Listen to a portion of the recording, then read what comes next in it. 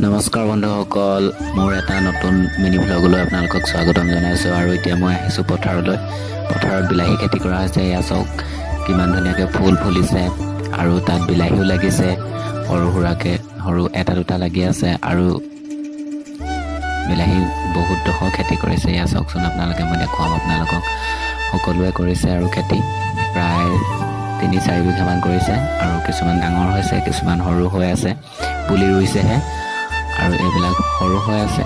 ইয়াত এতিয়া সাৰ দিব লাগিব, সাৰ দি আৰু মাটি চপাব লাগিব। মাটি চপাই হ'লে তেতিয়া আকৌ ডাঙৰ হ'ব গছ। এয়া চাওকচোন কিমান ধুনীয়াকৈ গছবোৰ ডাঙৰ হৈছে, জোপোহা হৈছে। আৰু তাৰপিছতে আহিলোঁ, এয়া বিহু শিকি আছে আমাৰ সৰু সৰু ভাইটি ভণ্টিহঁতে।